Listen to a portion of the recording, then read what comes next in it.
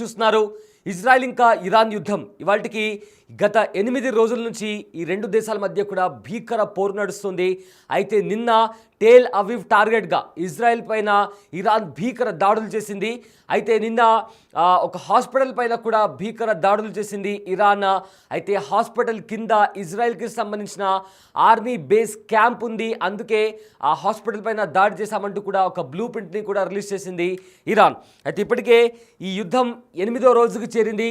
Iran దాడులతో ఇప్పటికే Israel అంతా కూడా దద్దరిల్లుతోంది. టేల్ అవీవ్ అదేవిధంగా జెరూసలేం, హైఫా నగరాలపైన కూడా దాడి చేసింది ఇరాన్. అయితే ఇజ్రాయెల్ వ్యాప్తంగా ఎమర్జెన్సీ సైరన్లు కూడా మారుమోగాయి. 240 మందికి పైగా అక్కడ ఉండే వాళ్ళకి కూడా గాయాలైనట్టు తెలుస్తోంది. అయితే బీర్షబాలో సొరాకా హాస్పిటల్ పైన కూడా దాడి జరిగింది. ఇజ్రాయెల్ మిలిటరీ బేస్ ఆ హాస్పిటల్ అండర్ గ్రౌండ్లో ఒక మిలిటరీ బేస్ క్యాంప్ ఉండడంతోనే దాడి చేశామంటున్నారు ఇరాన్ సైనికులు. అయితే ఇజ్రాయెల్ మల్టీ వార్హెడ్ మిసైల్స్ని కూడా ప్రయోగించింది. ఇజ్రాయెల్ పైన ఇరాన్ మల్టీ వార్హెడ్ మిసైల్స్ని కూడా ప్రయోగించింది. అయితే ఈ దాడులకు ఏకంగా ఇజ్రాయెల్లో ఉన్న ఐరన్ డోమ్ కూడా తట్టుకోలేకపోయింది. దీంతో ఇరాన్ సుప్రీం లీడర్ అయతుల్లా ఖొమైనీని కూడా చంపేస్తామని కూడా ఇప్పటికే ఇజ్రాయెల్ హెచ్చరించింది. ఈ భూమి మీద ఉండడానికి ఖొమైనీ అర్హుడు కాదని కూడా ఇజ్రాయెల్ ప్రకటించింది. అయితే టెహరాన్ పైన జరిగిన దాడులకు ఇరాన్ తగిన మూల్యం చెల్లించుకోవాల్సి వస్తుందంటూ కూడా ఇజ్రాయెల్ ప్రధాని నెతన్యాహు మాట్లాడారు. అయితే ఇరాన్ అణు కేంద్రాలే టార్గెట్గా ఇజ్రాయెల్ కూడా బాంబుల వర్షం కురిపిస్తుంది. సో అరాక్బారా జలకేంద్రంపై కూడా యుద్ధ విమానాలతో ఇజ్రాయెల్ దాడికి దిగింది. అయితే ప్రధాన అణు కేంద్రం నతాంజ్ పైన కూడా ఐడిఎఫ్ బాంబులతో దాడికి దిగింది. దీంతో ఇరాన్ కూడా ఇజ్రాయెల్ పైన తీవ్ర ఆరోపణలు చేస్తుంది. ఇజ్రాయెల్ తమ భూభాగంలోకి వచ్చి దాడి చేయడాన్ని తీవ్రంగా ఖండిస్తున్నాము, దీనికి సంబంధించి కూడా ఖచ్చితంగా ప్రతిదాడి ఉంటుంది అంటూ కూడా ఇరాన్ మొదటి రోజు హెచ్చరించింది. దాని తర్వాత కూడా ఏ రకంగా పరిణామాలు చోటు చేసుకున్నాయో మనందరికీ తెలిసిందే. అయితే ఫస్ట్ డే ఇరాన్లోని టెహరాన్లో ఉన్న అణు స్థావరాలపైన, అణు కేంద్రాలపైన, గ్యాస్ స్టేషన్ పైన ఇజ్రాయెల్ దాడి చేసింది. ఆ దాడి తర్వాత ఇరాన్ కూడా ఇజ్రాయెల్ను హెచ్చరించింది, ఖచ్చితంగా ఈ దాడికి ప్రతిదాడి ఉంటుంది, ప్రతీకార దాడి ఉంటుంది. అండ్ ఆల్సో ఎవరైనా ఇజ్రాయెల్ను డిఫెండ్ చేసుకోవడానికి ప్రయత్నిస్తే ఆ దేశాలపైన కూడా దాడికి దిగుతామంటూ కూడా ఇరాన్ ప్రధాని, ఇరాన్ సుప్రీం లీడర్ చెప్పడం జరిగింది. ఆ తర్వాత ఏదైతే రెండు దేశాల మధ్య కూడా యుద్ధ వాతావరణం కమ్మేసింది. అక్కడ కంప్లీట్గా కూడా అటు ఇరాన్ టేల్ అవీవ్ పైన, అదేవిధంగా ఐఫా లాంటి ప్రధాన నగరాలపైన కూడా ఇరాన్ దాడి చేసింది. ఇటు టెహరాన్, అదేవిధంగా ఎక్కడైతే ఇరాన్లో అణు స్థావరాలు, gas stations, army base camps ఉన్నాయో వాటిపైన కూడా ఇజ్రాయెల్ దాడి చేస్తూ వస్తుంది. అయితే ఇద్దరు ఒకరిపైన ఒకరు చేసుకుంటున్న ఆరోపణలు ప్రధానంగా ఇరాన్ ఏమో ఇజ్రాయెల్ తమ భూభాగంలోకి చొరబడి అమాయక ప్రజలను కూడా చంపేస్తుంది, ఇరాన్ ప్రజలపైన కూడా దాడికి దిగుతుంది, అందుకే మేము కూడా ప్రతీకార దాడి చేస్తామంటూ కూడా ఇజ్రాయెల్ చెప్తుంది. అదేవిధంగా సేమ్ ఇరాన్ చెప్తుంది. అయితే అంతేకాకుండా ఇజ్రాయెల్లో ఉండే ఏవైతే ఆర్మీకి సంబంధించిన స్థావరాలు ఉన్నాయో అక్కడ వాళ్ళందరూ కూడా జనాలు ఉండే ప్లేసెస్లో వాళ్ళ ఆర్మీ బేస్ క్యాంప్ని పెట్టుకుని జనాల భుజాలపై నుంచి కూడా తుపాకులు పెట్టి మా పైన దాడులు చేస్తున్నారంటూ కూడా ఇరాన్ ఆరోపిస్తుంది. మరోవైపు ఏమో ఇజ్రాయెల్ కూడా సేమ్ అదేవిధంగా అమాయక ప్రజలపైన ఇరాన్ దాడికి దిగి ఇదంతా ఉగ్రవాద చర్య, ఇరాన్ ఏదైతే దాడికి దిగుతుందో అది ఒక ఉగ్రవాద చర్యలాగా మేము భావిస్తున్నాము, ఖచ్చితంగా ఇజ్రాయెల్ పౌరులను టార్గెట్ చేసి ఏవైతే దాడులు చేశారో ఆ దాడులను ఖచ్చితంగా ప్రతీకార దాడి ఉంటుందంటూ కూడా ఇజ్రాయెల్ కూడా చెప్పింది. దాని తర్వాత కంప్లీట్గా రెండు దేశాల మధ్య కూడా భీకర పోరు నడిచింది. బాంబులతో, రాకెట్లతో, మిసైల్స్తో కూడా ఒకరిపైన ఒకరు దాడులకు దిగారు. దీంతో ఆ తర్వాత అమెరికా కూడా ఎంట్రీ ఇచ్చింది. అమెరికా ఎంట్రీ ఇవ్వడంతో డొనాల్డ్ ట్రంప్ కూడా ట్వీట్ చేశారు. అమెరికా కూడా ట్వీట్ చేసింది, ఏదైతే ఇరాన్ చెప్తూ వస్తుందో అమెరికా పైన దాడి చేస్తామని అని కూడా, ఒకవేళ ఇరాన్ అదే ఆ దుస్సాహసానికి దిగితే చరిత్రలో ఎప్పుడూ లేని విధంగా ఇరాన్ పైన విడుచుకోపడతామంటూ కూడా అమెరికా హెచ్చరించింది. ఆ తర్వాత G7 సమిట్ జరిగేటప్పుడు కూడా హుటాహుటిన ట్రంప్ అమెరికాకి చేరుకున్నారు. అక్కడ నుంచి ట్రంప్ కూడా కొన్ని ట్వీట్స్ చేశారు.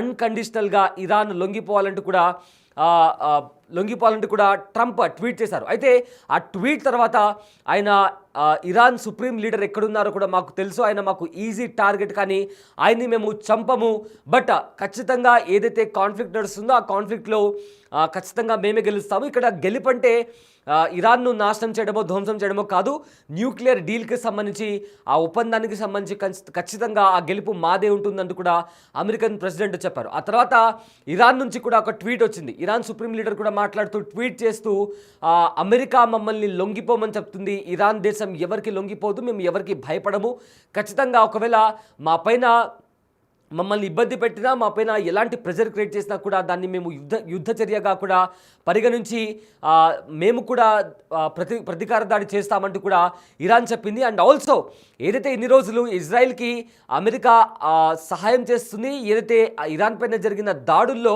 అమెరికా పాత్ర ఉంది అనే ఒక అనుమానాలు వచ్చాయి, కానీ ఇప్పుడు అమెరికా చేస్తున్న స్టేట్మెంట్స్ని బట్టి ఖచ్చితంగా ఆ దాడుల్లో అమెరికా పాత్ర ఉందని కూడా మేము బలంగా నమ్ముతున్నామంటూ కూడా ఇరాన్ సుప్రీం లీడర్ మాట్లాడారు.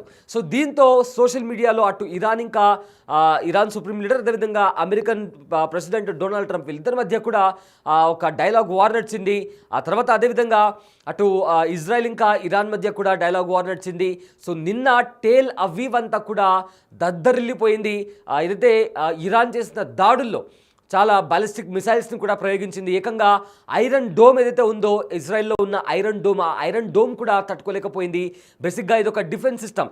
ఈ ఐరన్ డోమ్ అనేది ఏదైనా శత్రువులు మిసైల్స్ కానీ డ్రోన్ కానీ ఇలాంటివి వాటితో దాడి చేసినప్పుడు ఆ వస్తున్న వెపన్ ఏదైతే ఉందో అది ఎక్కడ పేలుతుంది, ఒకవేళ అక్కడ పేలిన చోట అక్కడ ప్రజలు ఎవరైనా ఉన్నారా, దాని కారణంగా ఏదైనా ప్రమాదం జరుగుతుందా అని అంచనా వేసి ఒకవేళ దానివల్ల ఇలా ఏదైనా ప్రమాదం ఉంటే అది గాల్లో ఉన్నప్పుడే ఈ ఐరన్ డోమ్ అనేది వాటిని పేల్చేస్తుంది. కానీ ఈ ఐరన్ డోమ్ కూడా అలాంటి ఇరాన్ పేల్చిన బాలిస్టిక్ మిసైల్స్ కావచ్చు వాటిని కూడా ఎదుర్కోలేకపోయింది. దీంతో భారీ మొత్తంలో అక్కడ ఏదైతే ఇజ్రాయెల్లో చాలా పెద్ద మొత్తంలో కూడా భారీ నష్టం ఇజ్రాయెల్ చూడాల్సి వచ్చింది.